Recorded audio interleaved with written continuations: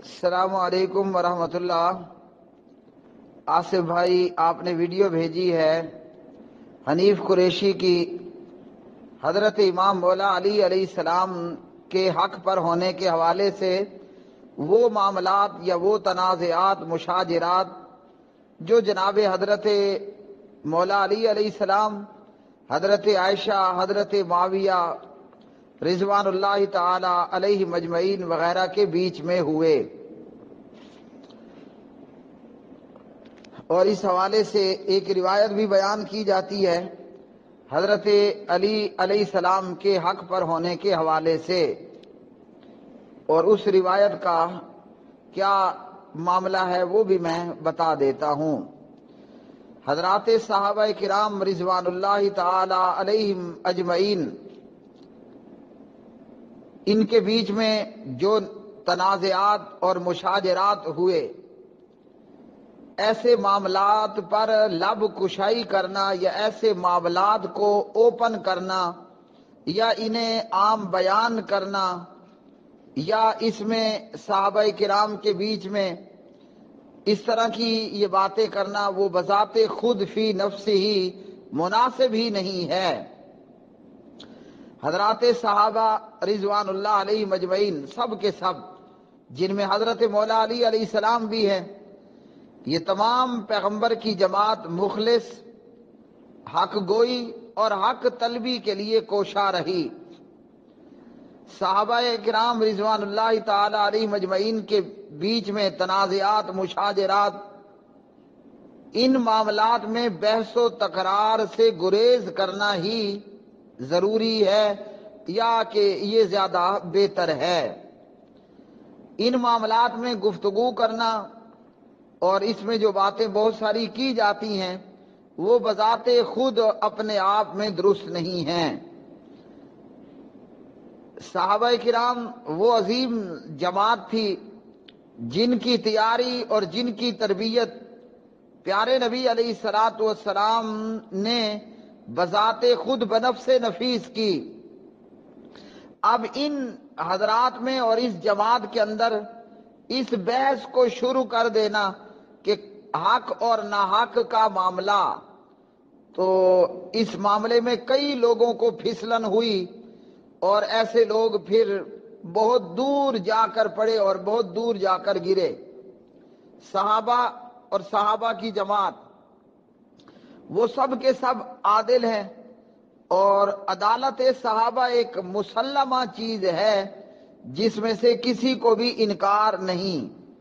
اب یہ کہ وہ بشر تھے، آدمی تھے، انسان تھے، اور کل بنی آدم خطاء وخیر الخطائین التوابون کے تحت، کل بنی آدم خطاء وخیر الخطائین التوابون کے تحت جو ہے وہ خطائیں ان سے بھی ہوئیں، اور خطا کاروں میں سب سے بہتر خطا کار وہ ہوتا ہے جو توبہ تائب ہو جائے۔ اور حضرات صحابہ کرام کے یہ معاملے جب ان میں سے کسی سے بھی کوئی ایسے معاملے کا وقوع ہوتا اور ان کو اس پر متنبہ کیا جاتا تو وہ فوراً بارگاہ الہی کے اندر توبہ تائب بھی ہو جاتے۔ اس لیے قرآن مجید فرقان حمید نے حضرات صحابہ کرام رضوان اللہ علیہ مجمعین کو ہمارے لیے آئیڈیل بنایا۔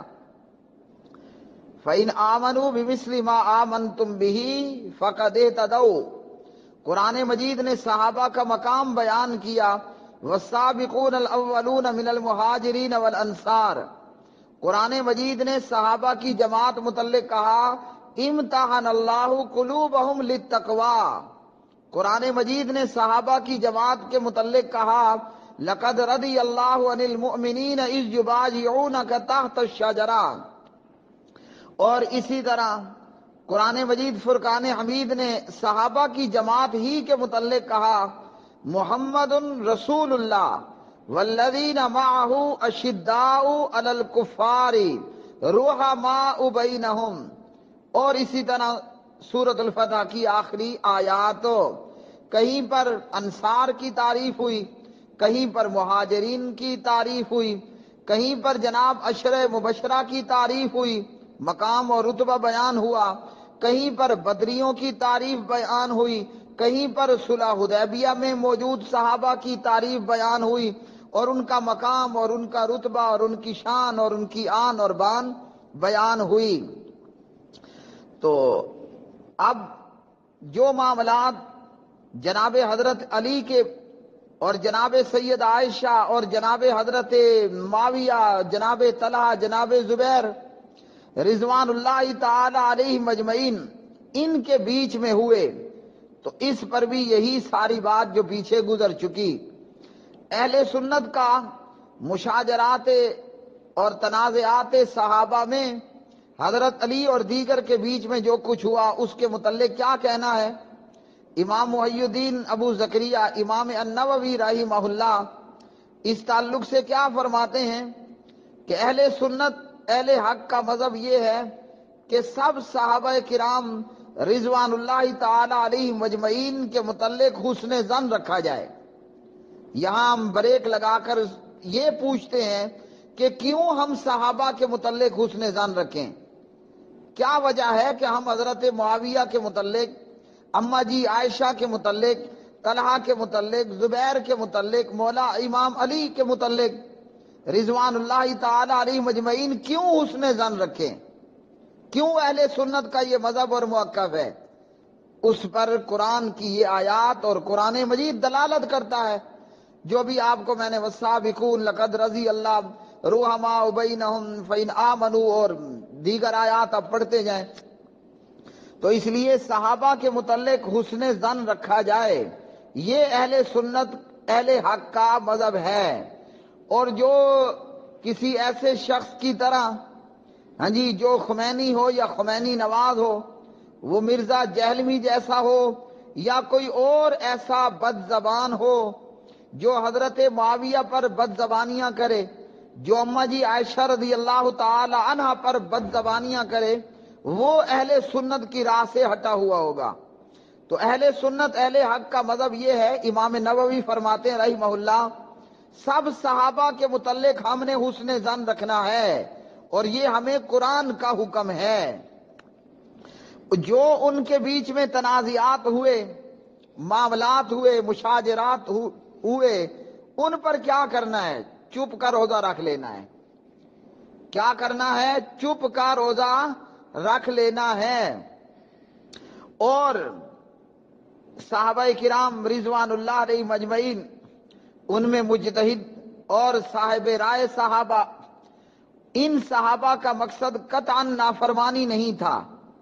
حضرت معاویہ ہوں، اماں جی عائشہ ہوں رضوان اللہ تعالی علیہما اور دیگر، ان کا مقصد معصیت اور نافرمانی نہیں تھا، نہ دنیا کا حصول ان کے پیش نظر تھا کہ انہوں نے جناب حکومتوں کے لیے کوئی لڑائی کی ہو، ہاں جی، یا پیسے اور دولت کے لیے ان لوگوں نے لڑائی اور جھگڑا کیا ہو، یا لڑائی جھگڑا اور اس طرح کے دیگر معاملات انہوں نے کوئی حکومتوں کے لیے اختلاف کیا ہو یا ایک اور راہ لی ہو۔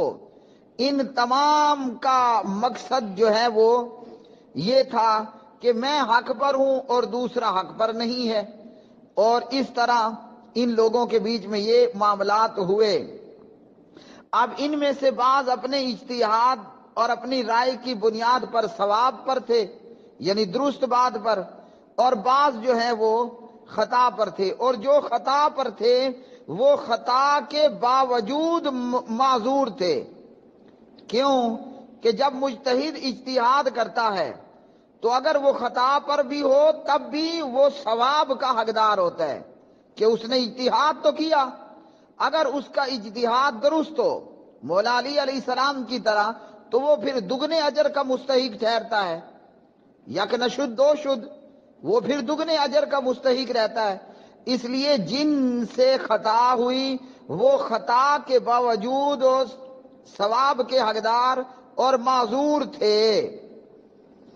اب یہ تمام معاملات ہوئے اور یہ مشتبہ معاملات تھے، یہاں تک کہ صحابہ کی ایک جماعت تو اس پر حیران و پریشان تھی، ہاں جی، جس کی بنا پر وہ دونوں فریقوں سے علیحدہ رہی۔ صحابہ میں ایک بڑی جماعت حضرت معاویہ اور حضرت علی دونوں سے ہی علیحدہ رہی، دونوں فریقوں سے وہ علیحدہ رہی، اور انہوں نے لڑائی میں اور اس طرح کی چیزوں میں کوئی حصہ نہیں لیا۔ اور یہ کہ جناب حضرت علی رضی اللہ تعالی عنہ حق پر تھے، مطلب ان کا اجتہاد جو ہے وہ درست تھا۔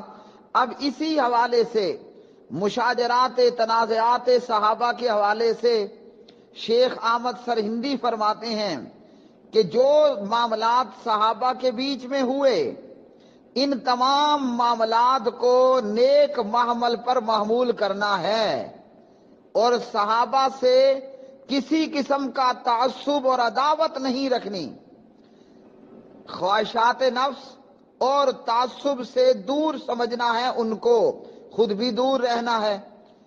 تو یہ مخالفتیں تعویل اور اجتہاد کی بنیاد پر تھیں۔ دولت دنیا یا حکومت طلبی کے لیے یہ مخالفتیں، یہ تنازعات، یہ مشاجرات نہیں ہوئے مکتوبات امام ربانی۔ تو کیا کہا کہ یہ جتنا کچھ ہوا انہیں نیک محمل پر محمول کرنا چاہیے، یہ سب کچھ خواہشات نفس اور تعصب کے بغیر تھا، اور نہ ہمیں ان سے تعصب رکھنا ہے۔ ہم مخالفتیں کرتے ہیں، ہمیں کرسی چاہیے ہوتی ہے، ہماری مخالفت ہوتی ہے، مخالفت برائے مخالفت۔ صحابہ میں ایسا نہیں تھا، نہ حضرت مولا علی کو کرسی کی لالچ تھی، نہ امام معاویہ بن ابی سفیان رضی اللہ تعالی عنہما کو کرسی کی لالچ تھی، نہ حضرت علی نعوذ باللہ دولت کے پجاری تھے، نہ حضرت معاویہ کو دولت دنیا سے کوئی تعلق تھا۔ یہ جو بھی تنازعات اور مشاجرات ہوئے، تعویل اور اجتہاد پر مبنی مخالفتیں تھیں، دنیاوی ہوش و حرص کا اس کے ساتھ کوئی تعلق نہیں تھا۔ دنیاوی حرص و ہوش کا ان کے ساتھ کیوں تعلق نہیں تھا؟ اب یہاں بھی وجہ ہے کہ بھئی کیوں نہیں؟ میں ہوں تو مجھے کرسی کا شوق بھی ہو سکتا ہے، حنیف قریشی کو وڈا بننے کا شوق ہو سکتا ہے، مجھے اور آپ کو دولت دنیا بھی، یہ بھی ہمارے اندر کار فرما ہو سکتی ہے۔ تو صحابہ کی جماعت کے اندر کرسی کی محبت اور دولت کی محبت کی بنیاد پر اختلاف نہیں ہوئے۔ وجہ یہ ہے کہ کیوں نہیں ہوئے، وہ یہ کہ سر احمد سرہندی بتاتے ہیں کہ نبی علیہ الصلوۃ والسلام کی صحبت کا اثر تھا۔ اس مقدس جماعت کی تربیت کس نے کی؟ دن میں کی، رات میں کی، اندھیروں میں کی، اجالوں میں کی، مسجدوں میں کی، میدانوں میں کی، ہے جی، جہاد کے میدانوں میں کی۔ کس نے کی؟ صحابہ کی جماعت کی تربیت جناب محمد الرسول اللہ صلی اللہ علیہ وسلم نے کی۔ اس لیے یہ جماعت حرص و ہوس سے، کینے اور بغض سے پاک اور پویتر ہو گئے۔ اور کوئی اگر ان کے خلاف بدگوئی کرے گا یا فضول گوئی کرے گا تو یہ کیا ہوگا؟ یہ شیطان کا کام ہے کہ شیطان اس کے ذریعے سے غصہ، نفرت، عداوت، کینہ اور حسد اور اس قسم کی چیزیں پیدا کرتا ہے۔ تو بھائیو، جو خمینی کی راہ پر یا جو خمینی سپورٹڈ لوگ ہیں، آپ ان میں اسحاق جھال والے کو لے لیں، مرزا جہلمی کو لے لیں، جو اس راہ پر چلے وہ اہل سنت کی راہ سے ہٹ گئے۔ اس لیے یہ جو کچھ ہوا رائے اور اجتہاد کے اختلاف کی وجہ سے ہوا۔ دنیا کی دولت اور کرسی کا لالچ نہ امام علی علیہ السلام کے دل میں تھا، نہ امام معاویہ رضی اللہ تعالی عنہ کے دل میں تھا۔ حضرت مولا علی علیہ السلام بھی کرسی اور دولت کے لالچ سے پاک اور پویتر تھے، اور میرے اور آپ کے امام جناب امام علی کی طرح امام معاویہ رضی اللہ تعالی عنہ وہ بھی دولت دنیا، حرص و ہوس اور کرسی کے لالچ سے پاک اور پویتر تھے۔ اور مزید اس پر آپ کو ایک خوبصورت سی حدیث سنا دوں۔ ہاں جی، یہ حدیث ترجمہ تفسیر کے سبق 562 میں بھی بیان کر دی ہے، بڑی پیاری حدیث ہے۔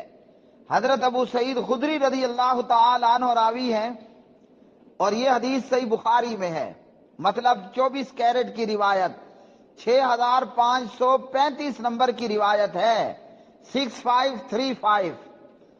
ابو سعید کہتے ہیں رضی اللہ تعالی عنہ، یخلص المؤمنون من النار فیحبسون علی قنطرۃ بین الجنۃ والنار فیقتص لبعضهم من بعض مظالم كانت بینهم فی الدنیا حتی اذا حذبوا ونقوا اذن لهم فی دخول الجنہ۔ نبی علیہ الصلوۃ والسلام نے فرمایا مومن لوگ آگ سے بچ کر آ جائیں گے، یعنی جہنم سے بچ کر آگے کو نکل آئے۔ اب جنت اور جہنم کے بیچ میں ایک پل ہوگا، وہاں پر مومنوں کو روک لیا جائے گا۔ دنیا میں ایک دوسرے پر جو ان کی زیادتیاں ہوئیں اس کا بدلہ دلوایا جائے گا، یہاں تک کہ جب مومنوں کی تراش خراش کر دی جائے گی اور پاک پوتر کر دیے جائیں گے تو انہیں جنت میں داخلے کی اجازت ملے گی۔ اس پر استاد محترم ہر دل عزیز حضرت حافظ عبدالسلام بن محمد بھٹوی صاحب حافظہ اللہ لکھتے ہیں، اس آیت سے معلوم ہوا صحابہ کرام نمبر 1 پر مومن کون تھے؟ صحابہ ہی تھے نا، صحابہ کرام رضوان اللہ علیہ اجمعین۔ اور صلحائے امت میں جو آپس کی لڑائیاں یا رنجشیں ہوئیں، ان تمام رنجشوں کے باوجود جنت میں جائیں گے۔ کیا مطلب؟ میرے بھائیوں، ہمیں یہ عین الیقین ہونا چاہیے۔ وہ تو جب دیکھیں گے نا، آج ہی عین الیقین ہونا چاہیے، کیونکہ قرآن اس پر ہماری دلالت کرتا ہے۔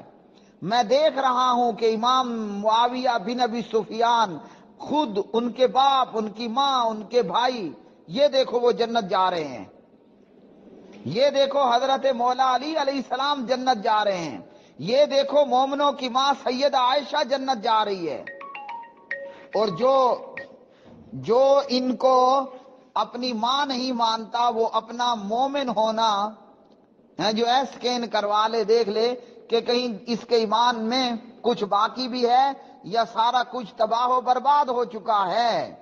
تو یہ تمام لوگ، ان کے دلوں کے اندر جو کچھ تھا وہ دور کر دیا جائے گا اور یہ بھائی بھائی ہو کر جنت جائیں گے۔ ویسے بھی قرآن نے بتا دیا رحماء بینہم، تو سورۃ الفتح کی اس آیت کے ٹکڑے نے کیا بتایا؟ ایک طرف امام علی ہے علیہ السلام، ایک طرف امام معاویہ ہے رضی اللہ تعالی عنہ۔ قرآن کہتا ہے رحماء بینہم۔ میرے سادہ سادہ لفظوں میں اس کا ترجمہ یا مفہوم آپ سمجھ لیں کہ معاویہ اور علی آپس میں کھیر اور شکر تھے۔ کیا خیال ہے؟ کھیر شکر کا آپس میں تعلق ہے نا؟ یا آج کے دور میں آپ چینی کہہ لیں، آپ اسے چینی اور کھیر کہہ لیں۔ حضرت علی چینی ہے تو معاویہ دودھ ہے، معاویہ دودھ ہے تو حضرت علی شکر اور چینی ہے۔ ہاں جی، سبحان اللہ۔ اور نبی علیہ السلام نے فرمایا جنت میں جانے والے لوگ قلوبہم علی قلب رجل واحد لا اختلاف بینہم ولا تباغضا، کہ اہل جنت ان کے دل ایک آدمی کی طرح ہوں گے، ان میں کوئی بغض اور کوئی اختلاف نہیں ہوگا۔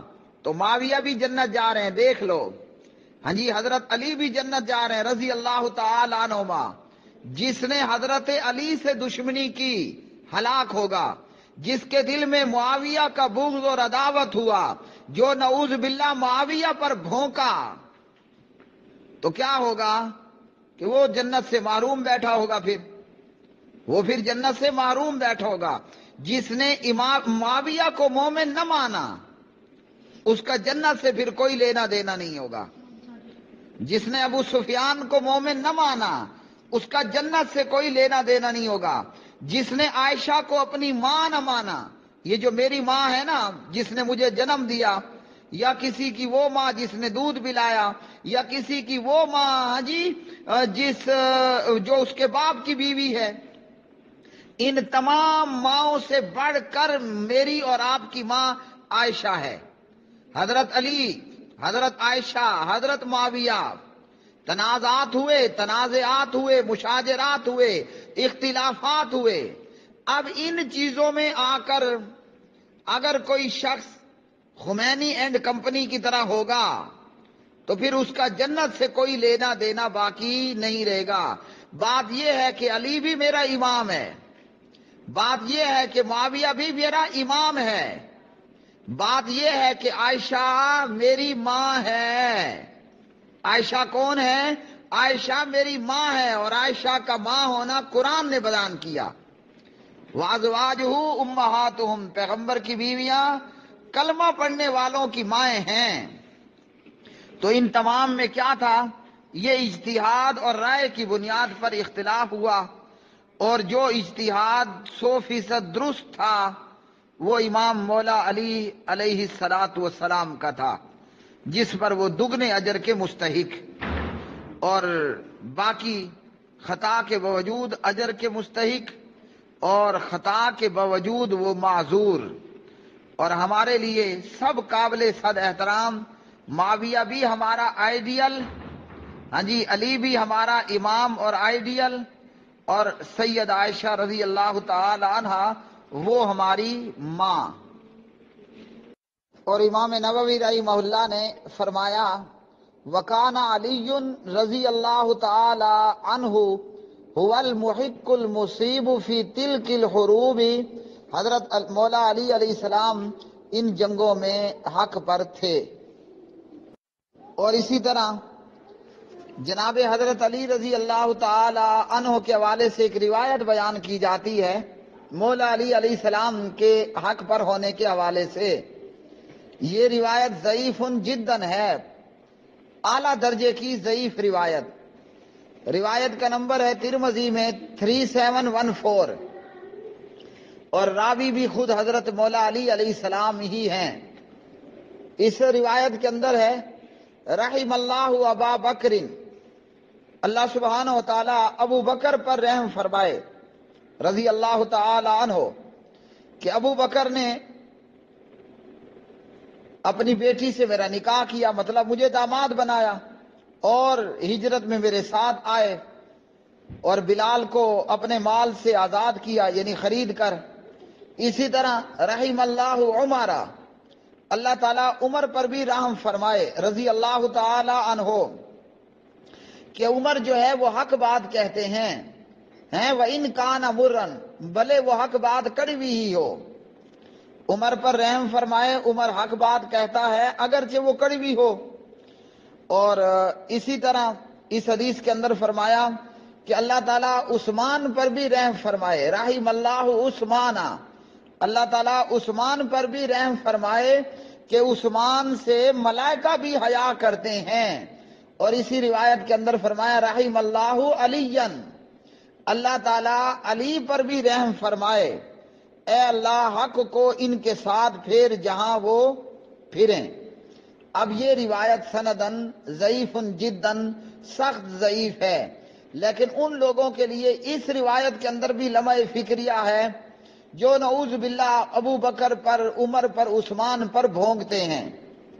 یہاں پیارے نبی پر کی طرف جو منسوب کی گئی یہ روایت، یہاں چاروں پر دعائے رحمت ہے، ابو بکر پر بھی، عمر پر بھی، عثمان پر بھی، اور علی پر بھی۔